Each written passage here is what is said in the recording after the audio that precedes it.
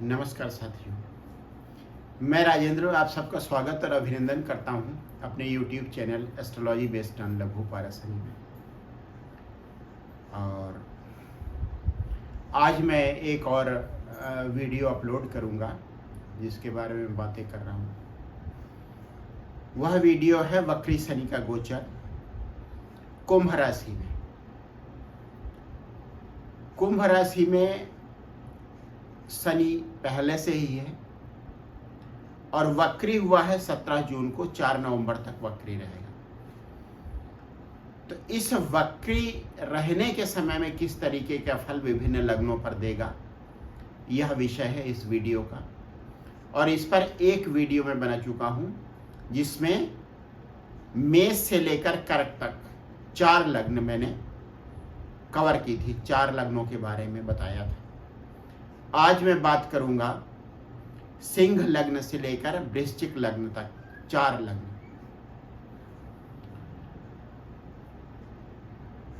शनि अपनी कुंभ राशि में है, मूल त्रिकोण राशि में, और जब वह वक्री होता है तो वह उसे चेष्टा बल और मिल जाता है, मतलब एक अतिरिक्त शक्ति उसे और मिल जाती है। इसलिए अगर उसे शुभ फल देना है लग्न के हिसाब से, तब वह और शुभ फल देने के लिए चेष्टा करता रहता है। और अगर किसी अशुभ भाव का स्वामी है, अशुभ स्थिति में है गोचर में, तब अशुभ फल और ज्यादा प्रमुखता से देता है, क्योंकि अपनी मूल त्रिकोण राशि में होने के साथ साथ वह चेष्टा बली भी हो जाता है। मेरा पिछला वीडियो अवश्य देखें, उसमें जो मैंने शुरुआत में भूमिका दी है, उस भूमिका को मैं इसमें दोहरा नहीं रहा हूं। वह एक महत्वपूर्ण भूमिका है। इसमें मैं सीधे सीधे शुरू कर रहा हूं। शनि जब सिंह राशि में कुंभ राशि, सिंह लग्न में कुंभ राशि में स्थित है। सिंह लग्न में कुंभ राशि पड़ती है 7वें भाव में। इस तरह से सिंह लग्न में 7वें भाव, जो दाम्पत्य जीवन का, पति या पत्नी का भाव होता है, उसमें शनि स्थित है अपनी राशि कुंभ में और चेष्टा बली हो गया है। 17 जून से 4 नवंबर तक चेष्टा बली होगा। इस पीरियड में शनि और ज्यादा बलशाली हो गया है और अच्छे या खराब फल लग्न के अनुसार देने के लिए प्रयत्नशील रहेगा लगातार। अब यह हो सकता है कि एक शुरुआत अभी हो जाए और फल 2 पौने 2 साल जब तक शनि कुंभ में रहे तब तक मिलते रहें। तो बात करते हैं सिंह लग्न की। सिंह लग्न में शनि खष्टेश है और सप्तमेश है, और सप्तमेश होकर 7वें भाव में बैठा हुआ है। कुंभ राशि से उसकी दृष्टि पड़ रही है मेष राशि पर, सिंह राशि पर और वृश्चिक राशि पर। अगर सिंह लग्न की बात करें तो 7वें भाव में स्थित होकर शनि 9वें भाव, लग्न और 4th भाव पर दृष्टि डाल रहा है। अब एक बात जो मैं पहले भी आपको बताता रहा हूं, दोहरा दूं। ग्रह जिन भावों का स्वामी होता है उनके फल देता है। ग्रह जहां स्थित होता है उस भाव का फल देता है, और ग्रह की दृष्टि जहां जहां होती है उन भावों से संबंधित फल देने का प्रयास करता है। प्रयास सफल तब होगा जब उन भावों के स्वामी और वह भाव अच्छी स्थिति में हो। तो सिंह लग्न में 7वें भाव में है, ये सप्तमेश है, इसलिए 7वें भाव के फल प्रमुखता से देगा। खष्टेश है इसलिए 6ठे भाव के भी फल देगा। साथ साथ उसकी दृष्टि 9वें लग्न और 4th पर भी है, तो इन भावों के फल देने के प्रयास करेगा। क्योंकि खष्टेश है सप्तम भाव में आ रहा है, इसका मतलब क्या हुआ कि पत्नी को स्वास्थ्य संबंधी, पति या पत्नी को स्वास्थ्य संबंधी कोई दिक्कत आ सकती है, या दाम्पत्य जीवन में किसी तरीके का विवाद आ सकता है। लेकिन चूंकि शनि बलवान है, कुंभ राशि में है और चेष्टा बली है, इसलिए इन समस्याओं से व्यक्ति को उबारने में समर्थ भी है। साथ ही साथ नवम लग्न और चतुर्थ भाव के भी फल देगा। नवम में गुरु स्थित है गोचर में, इसलिए नवम भाव के फल भी प्रमुखता से मिलेंगे, क्योंकि शनि की तीसरी दृष्टि नवम भाव स्थित गुरु पर पड़ेगी। साथ ही साथ वह लग्न और चतुर्थ भाव के फल भी देने का प्रयास करेगा।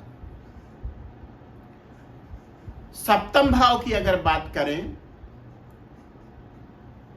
शनि की अपनी मूल त्रिकोण राशि है, इसलिए दाम्पत्य जीवन की निरंतरता में किसी तरीके का कोई अवरोध नहीं आएगा, निरंतरता बनी रहेगी। लेकिन दाम्पत्य जीवन में थोड़ी सी नीरसता आ सकती है, क्योंकि शनि स्वभाव से ही नीरस ग्रह है, शुक्र के बिल्कुल विपरीत। शुक्र गोचर में या लग्न कुंडली में अगर सप्तम भाव में है तो दाम्पत्य जीवन से संबंधित विषयों में एक आकर्षण बनाए रखता है, और अगर शनि वहां स्थित होता है तब उस विषय में एक नीरसता लाता है। दाम्पत्य जीवन में किसी तरीके कंटिन्यूटी बनी रहेगी, लेकिन एक नीरसता भी व्यक्ति के जीवन में आएगी दाम्पत्य को लेकर।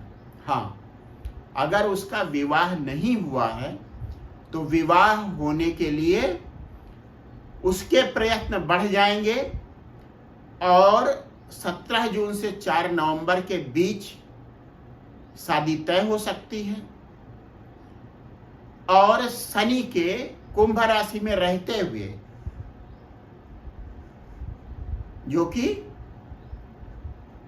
2025 तक रहेगा,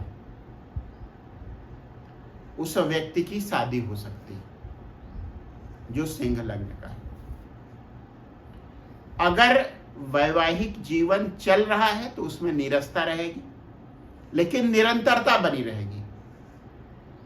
यदि व्यक्ति की उम्र शादी की है और वह शादी करना चाहता है, तब शादी की संभावना बन जाएगी, शादी हो सकती है। इसके बाद बात करते हैं कन्या लग्न की। कन्या लग्न में पंचमेश है और खष्टेश है, और स्थित कहां है गोचर में? 6ठे भाव में, अपनी राशि कुंभ में। पंचमेश का 6ठे भाव में आना ठीक नहीं। संतान के लिए, संतान की तरफ से किसी तरीके की परेशानी व्यक्ति को मिल सकती है। शनि की दृष्टि कहां कहां जाएगी? अष्टम भाव, द्वादश भाव और तृतीय भाव पर। 6ठा भाव, 8वां भाव, 12वां भाव और तृतीय भाव, ये चारों भाव कुंडली के खराब भाव हैं। और जब खराब भाव एक्टिवेट हो रहे हैं तब इसका मतलब होता है कि कन्या लग्न के लिए यह गोचर अच्छा नहीं होगा, विशेष करके 17 जून से 4 नवंबर तक का समय। हाँ, यदि संतान कोई कंपटीशन दे रही है या किसी तरह के मुकदमे में उलझी हुई है और लग्न कुंडली में 6ठे भाव पर किसी तरीके का विपरीत प्रभाव नहीं है, पीड़ित नहीं है, तब इस स्थिति में उसे कंपटीशन में सफलता मिल सकती है, मुकदमे में, किसी तरीके के विवाद में विजय प्राप्त हो सकती है। 6ठे भाव का शनि व्यक्ति को इस तरह के मामलों में मुकदमे में या किसी तरीके के षड्यंत्र में सफलता दिलवाता है कूटनीतिक तरीके से। सामान्यतः कन्या लग्न के लिए यह गोचर अच्छा नहीं है, लेकिन फिर भी छठे भाव के कारकत्व जो बीमारी है उससे भी उबरने में उसे सहायता मिल सकती है, अगर किसी तरीके का विपरीत प्रभाव लग्न कुंडली में छठे भाव में नहीं है। कंपटीशन में भी सफलता मिल सकती है, मुकदमे में जीत मिल सकती है उसे। अब बात करते हैं तुला लग्न की। तुला लग्न में शनि चतुर्थेश है और पंचमेश है। चतुर्थेश और पंचमेश होकर पंचम भाव में अपनी मूल त्रिकोण राशि में चेष्टा बली होकर बैठा हुआ है। चतुर्थ भाव और पंचम भाव से संबंधित अच्छे फल संतान को मिल सकते हैं। उसे जमीन जायदाद से किसी तरीके का फायदा हो सकता है। और तुला लग्न के लिए तो शनि योग कारक ही होता है, तो पंचम में अपनी मूल त्रिकोण राशि में चेष्टा बली होने का मतलब कि तुला राशि के लिए गोचर अच्छा होने वाला है। इस शनि की दृष्टि पड़ेगी 7वें भाव पर, एकादश भाव पर और द्वितीय भाव पर। एकादश और द्वितीय धन भाव है, इसका मतलब धनोपार्जन और धन संग्रह के लिए अच्छी स्थिति बन रही। और चूंकि 7वें भाव पर संतान भाव के स्वामी की दृष्टि है, इसलिए बच्चे दाम्पत्य जीवन को सुखी बनाने में सहायक होंगे। यह बात हुई तुला राशि की। वृश्चिक लग्न में तृतीय भाव और चतुर्थ भाव का स्वामी तृतीय से और चतुर्थ से। तृतीय भाव हुआ प्रयास का, चतुर्थ भाव हुआ मकान, गाड़ी और वाहन का।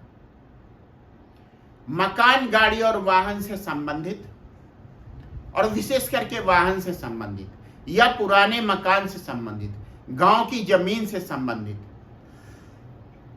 या शहर के थोड़ा सा बाहर, कस्बे के थोड़ा बाहर जमीन जायदाद के मामले में प्रयास करने पर एक अच्छी स्थिति बन सकती है। जमीन खरीद सकते हैं आप, जमीन मिल जाएगी, लेकिन प्रयास करना पड़ेगा, अथक प्रयास। मकान बन सकता है, लेकिन उसके लिए काफी भाग दौड़ करना पड़ेगा, थका देने वाला परिश्रम होगा, लेकिन मकान बन सकता है। गांव से रिलेटेड यदि आपकी कोई जमीन जायदाद है, उससे संबंधित कोई शुभ समाचार आपके प्रयासों से मिल सकता है। तृतीय और चतुर्थ भाव के, तृतीय और चतुर्थेश के मिले जुले।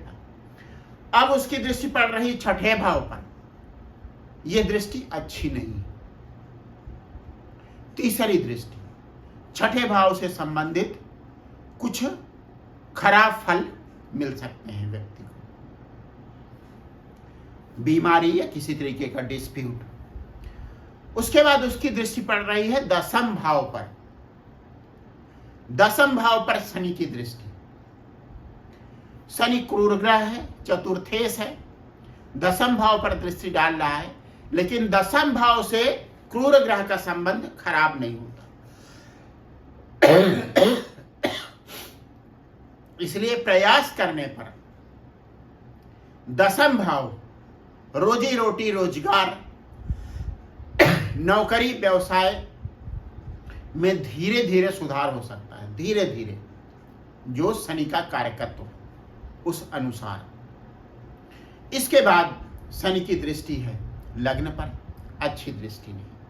स्वास्थ्य के लिए यह दृष्टि अच्छी नहीं है। स्वास्थ्य का ध्यान रखें। और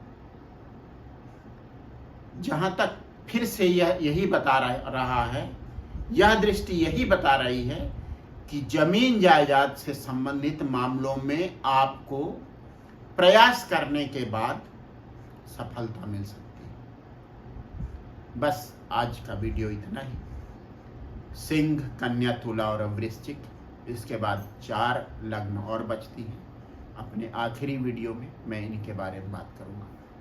आप सबको बहुत बहुत धन्यवाद। मेरे वीडियोज को शेयर करें, लाइक करें और सब्सक्राइब करें यदि आपने नहीं सब्सक्राइब किया है। एक बार फिर से बहुत